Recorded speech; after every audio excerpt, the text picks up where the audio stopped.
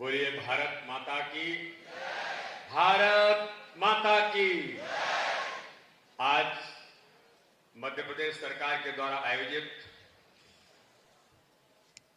युवा शक्ति मिशन के शुभारंभ के कार्यक्रम के अवसर पर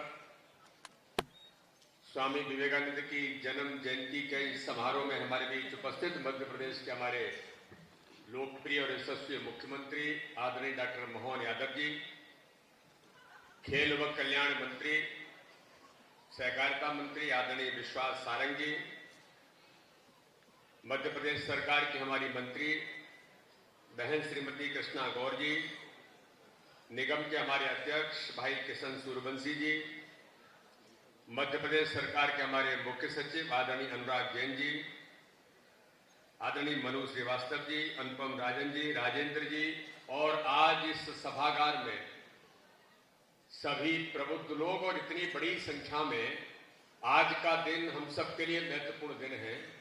कि स्वामी विवेकानंद की जन्म जयंती है और इस दिन को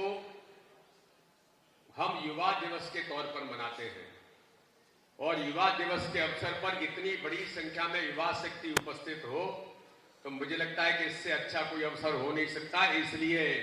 मैं सभी युवाओं का इस कार्यक्रम में बहुत स्वागत, वंदन और आप सबका बहुत अभिनंदन करता हूं। आज स्वामी विवेकानंद की जन्म जयंती के अवसर पर माननीय मुख्यमंत्री जी ने, मध्य प्रदेश की हमारी सरकार ने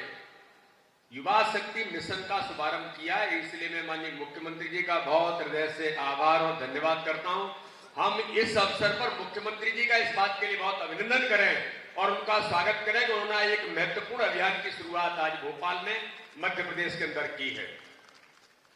स्वामी विवेकानंद जी के जन्म जयंती के अवसर पर यहां जो देश का नौजवान और आज इतनी बड़ी संख्या में इस अवसर पर हम सब लोग यहां उपस्थित हैं, स्वामी विवेकानंद ने देश के नौजवानों को जो कहा इसका बार बार उल्लेख आता है कि उठो, जागो और लक्ष्य प्राप्ति तक रुको मत। तो आज का दिन हम सब नौजवानों के लिए वो दिन है कि स्वामी विवेकानंद ने कहा कि अपने लक्ष्य को प्राप्ति करने तक रुको मत। इसलिए आज हमें अपना लक्ष्य तय करने की जरूरत है। देश की आजादी के लिए देश के नौजवानों ने कुर्बानियां दी, लाखों लोगों ने बलिदान दिए और भारत आजाद होकर के 1947 में उन क्रांतिकारी और पता नहीं कितने अनगिनत लोगों ने,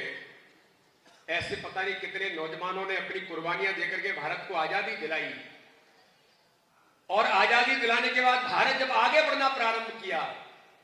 तो आज जो स्वामी विवेकानंद ने उस समय के नरेंद्र ने जो सपना देखा था, उन्होंने कहा था कि मुझे 100 युवा ऐसे मिल जाए जो मेरे मन की कल्पना है तो इस भारत का परिदृश्य बदल दूंगा। अभी हमारे खेल व कल्याण मंत्री जी कह रहे थे कि स्वामी विवेकानंद ने 21वीं सदी के बारे में उल्लेख किया था कि ये जो भारत है वो दुनिया का नेतृत्व करेगा, भारत विश्वगुरु बनेगा। ये कल्पना उनके मन में क्यों थी कि जब शिकागो के वक्तव्य के बारे में कभी हमारा नौजवान जब सुनता है कि एक ऐसा युवा सन्यासी जब शिकागो की धर्म सभा में जाता है, उसे बोलने की अनुमति नहीं होती है, लेकिन वो प्रयास करके अनुमति लेते हैं और उस सभा में जहां दुनिया के मूर्धन्य सभी धर्मों के लोग, धर्मगुरु वहां पर थे और स्वामी विवेकानंद युवा भारत के सन्यासी भगवे कपड़ों में जब थे तो उनको कहा जाता कि तुमको क्या बोलना है। उन्होंने कहा मुझे आप अवसर दीजिए। और वो जब पहुंचते हैं सभा के अंत में उन्हें बोलने के लिए कहा जाता है केवल 2 शब्द। आज के इन नौजवानों के लिए मैं इसका उल्लेख इसलिए कर रहा हूं कि दुनिया के लोग शिकागो के अंदर, अमेरिका के अंदर वहां 2 शब्द कैसे परिदृश्य बदल देते हैं। उन्होंने संबोधन प्रारंभ करते समय केवल एक बात कही, my dear sister and brothers. अब इसमें कौन सी बड़ी बात है? आपको लगेगा इसमें कौन सी बड़ी बात है? मैं भी कह रहा हूं मेरे बहनों और भाइयों, लेकिन एक युवा सन्यासी उस दुनिया को संदेश देने के लिए कि भारत की संस्कृति में हमारे नौजवान सन्यासी भाई और बहनों का, बहन और भाइयों का उल्लेख करते हैं यानी भारत की संस्कृति में उस बात का उल्लेख दुनिया के धर्मगुरुओं के सामने जब उन्होंने किया, दुनिया के लोगों के सामने किया, तो ऐसा कहते हैं लोग, उस शब्द के बाद 10 मिनट तक सभागार के अंदर तालियां बजती रही, क्योंकि वो भारत का मूल सांस्कृतिक स्वरूप उसमें विद्यमान था।